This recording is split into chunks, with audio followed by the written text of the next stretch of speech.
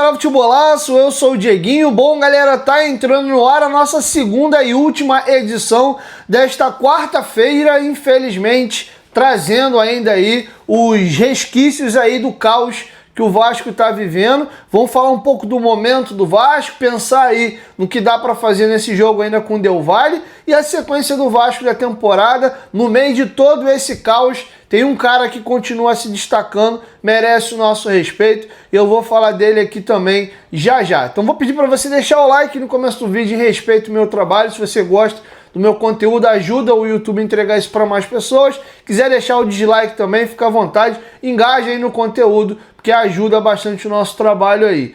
Galera, com a goleada de 4-0 ontem para o Independente Del Valle, o Vasco chegou à sua 21ª goleada sofrida desde 2020. Nas últimas 6 temporadas, lembrando aí que 2025 ainda está em curso, essa é a goleada de número 21. O recorte que o Lance fez, ele considerou também 3-0 como goleada. Eu considero 3-0 goleada. Para mim, qualquer 3 gols de diferença é goleada. Tem gente que acha que goleada é 3 gols de diferença, mas a partir do 4º gol tomado. 4-1, 5-2, 6-3.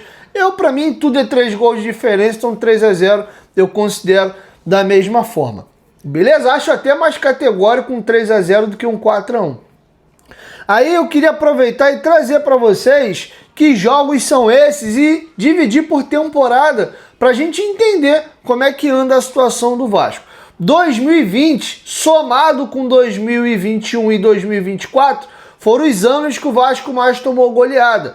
E o curioso é que nessas 3 temporadas o Vasco teve o mesmo número de goleadas, 5. Vamos aqui aos placares. 2020, 4-1 para o Atlético Mineiro, 3-0 para o Bahia, e são jogos fora de casa. 4-1 para o Ceará, 4-0 para o Grêmio, 3-0 para o Atlético Paranaense. Aí tem aqui um 4, aí isso termina 2020. Porém, tem alguns jogos que eu vou citar aqui que ainda é do Brasileiro de 2020, porque por causa da pandemia os jogos terminaram só em 2021, mas aí o ano já tinha virado. Nós temos aqui um 4-1 para o Bragantino e um 3-0 para o Fortaleza. Então, se a gente fosse considerar só esse brasileiro, o Vasco tomou 7 goleadas. Tá bom? Mas esses 2 últimos que eu citei já é 2021. Aí teve aqui pela Série B de 21, 3-0 para o Vitória, um 3-0 também para a equipe do Londrina e um 4-0 para o Botafogo. Esse 4-0, inclusive, foi dentro de São Januário. Jogo, se eu não me engano, o Botafogo selou o título da Série B e tal. Alguma coisa nesse sentido. 2022, apenas uma goleada, um 3-0 lá no Mineirão. 2023, 2 goleadas, um 4-1 para o Flamengo e um 4-1 para o Santos. 2024, teve o 4-0 para o Criciúma, teve o 6-1 para o Flamengo, teve o 3-0 para o São Paulo no Morumbi e o 3-0 para o Botafogo no Newton Santos. 2024, tivemos apenas uma goleada. 2024 teve ainda um 3-0 para o Fortaleza. Então 2024 foi 1, 2, 3, 4, 5 goleadas, assim como 2021 e também 2020.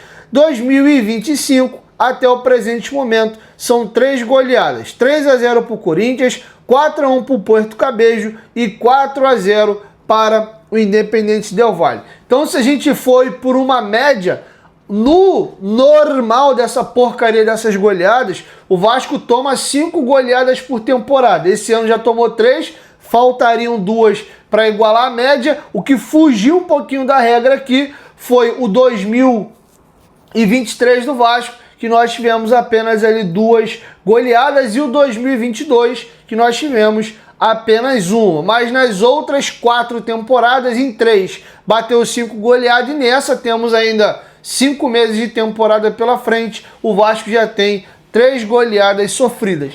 É um vexame, cara, é um negócio assim inacreditável. Infelizmente, foi o que eu falei no meu pós-jogo, é só mais um dia na vida do vascaíno, porque infelizmente isso tem se tornado o Clube de Regatas Vasco da Gama nos últimos anos. Quero te ouvir, deixa a sua opinião aqui embaixo nos comentários sobre essa primeira informação. Aí no meio desse caos tem um cara que tem conseguido se destacar. O Léo Jardim, desde que ele chegou ao Vasco, ele é o goleiro da Série A do Campeonato Brasileiro com mais pênaltis defendidos. Com a cobrança de pênalti defendida do Léo Jardim ontem, o Léo Jardim chegou à sua 9ª cobrança de pênaltis defendida.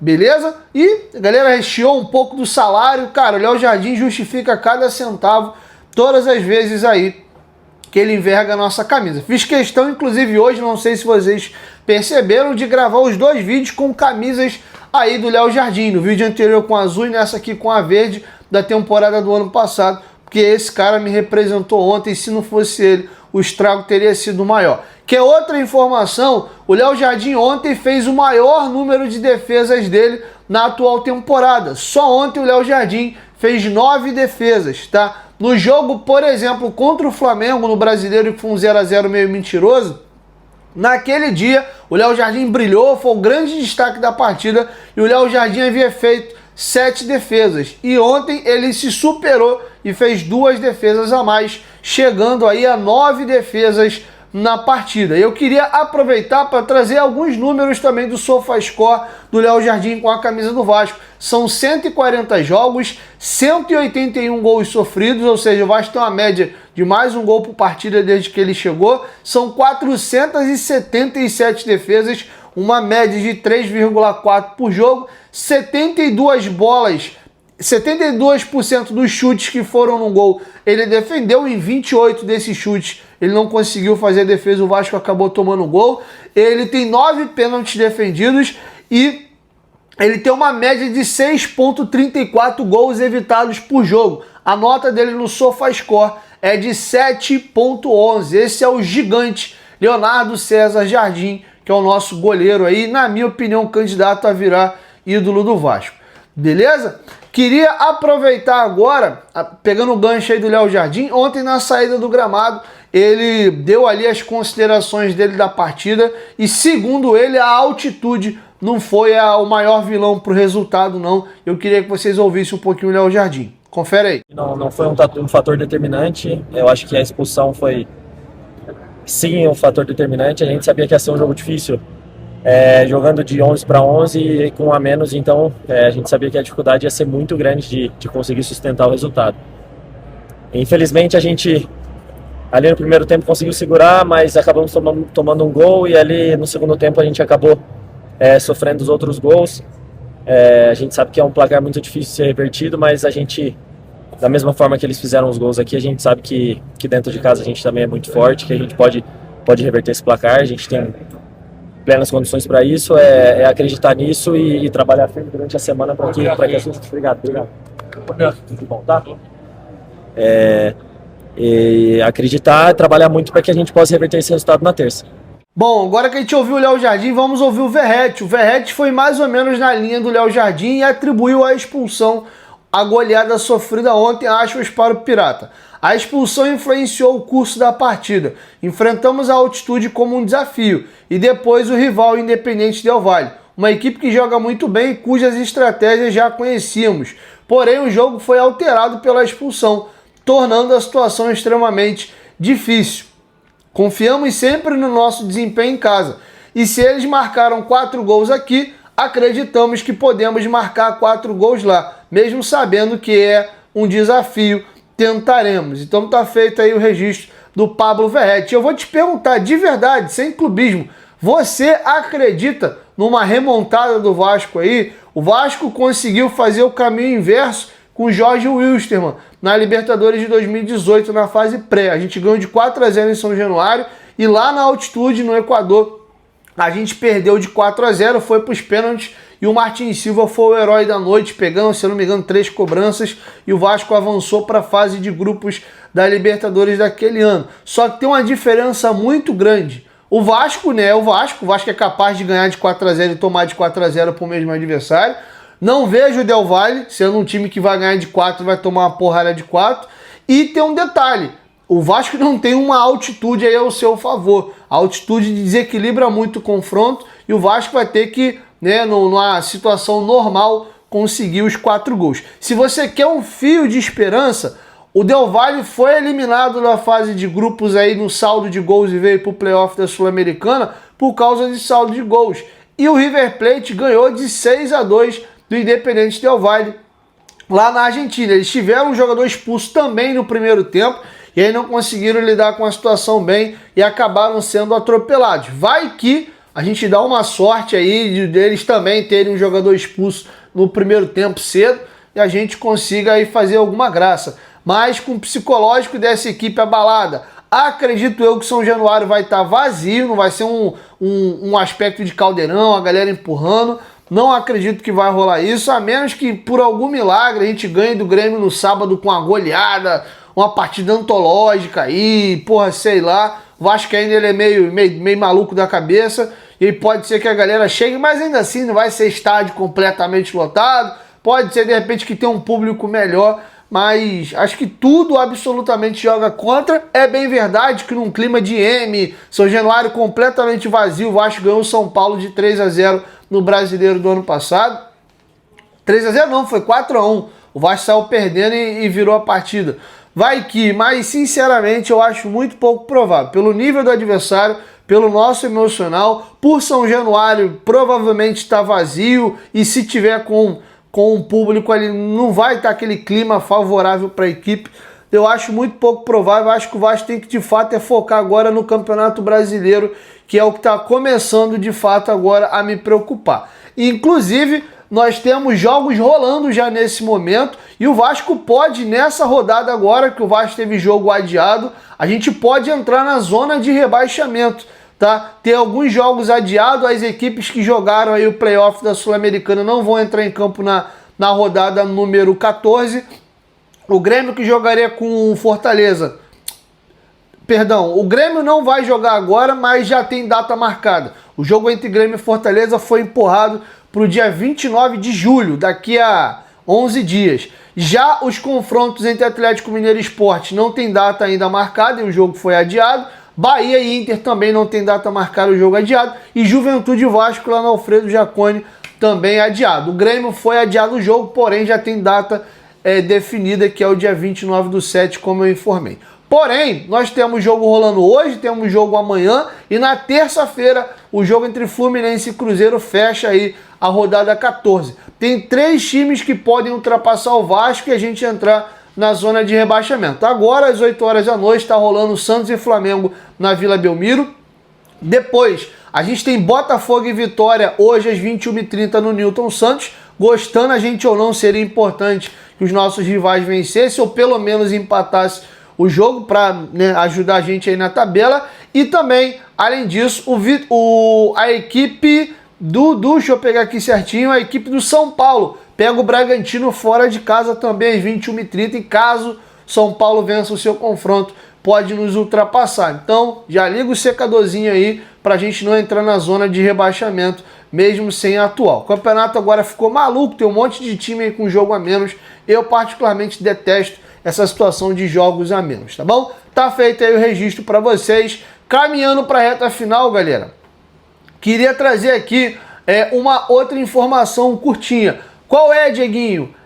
O nosso volante Thiago Mendes vai ser apresentado amanhã ao 12h30. Então fica ligado na Vasco TV, fica de olho aqui no canal também. Eu vou trazer para vocês as principais falas do Thiago Mendes, beleza? Infelizmente, galera, é isso. Estou muito preocupado com a situação do nosso clube. Vamos ver o que essa diretoria consegue fazer na janela de transferências. Muito me preocupou a fala do Diniz ontem, que tem vários jogadores que ele gostaria de trazer, mas o Vasco não tem capacidade financeira para trazer.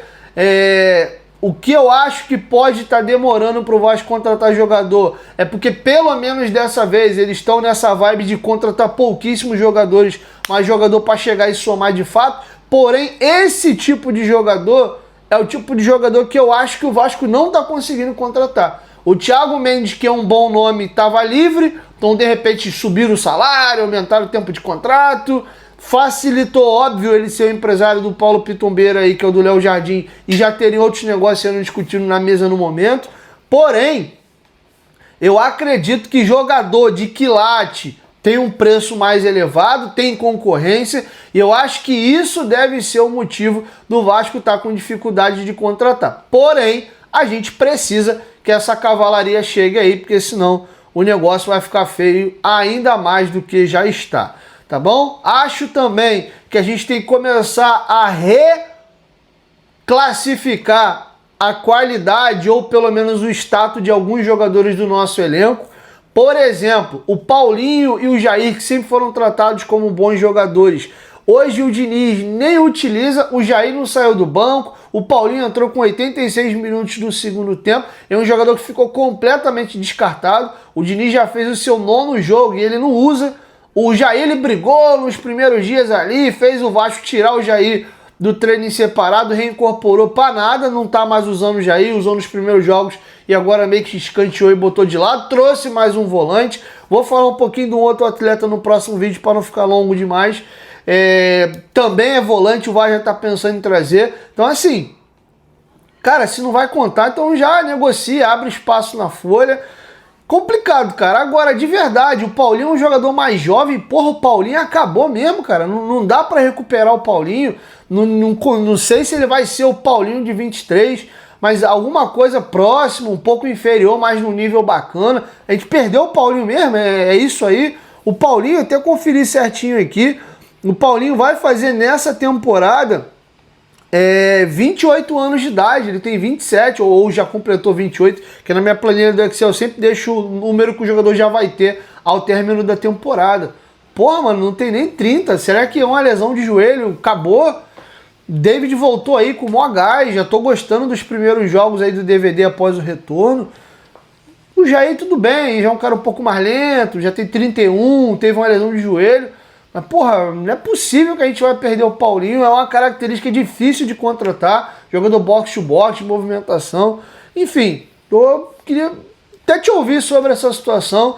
É isso, galera. Assim eu fecho com vocês a nossa segunda edição. E amanhã eu volto com a primeira do dia. Como prometido, estamos trazendo pelo menos 2 vídeos todos os dias agora para vocês. Vamos tentar ver se a gente consegue encaixar aquele terceiro vídeo. Mas encher linguiça, gravar vídeo por gravar, vocês sabem também que não é da minha.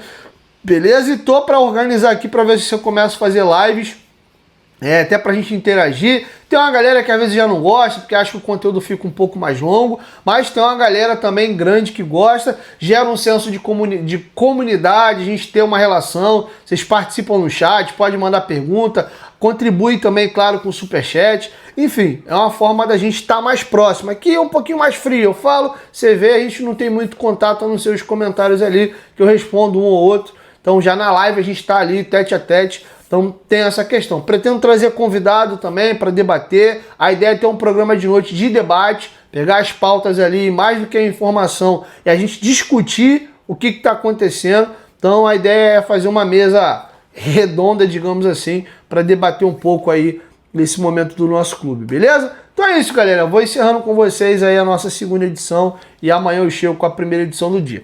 Beijo no coração de vocês, saudações vascaínas e até amanhã. Tamo junto.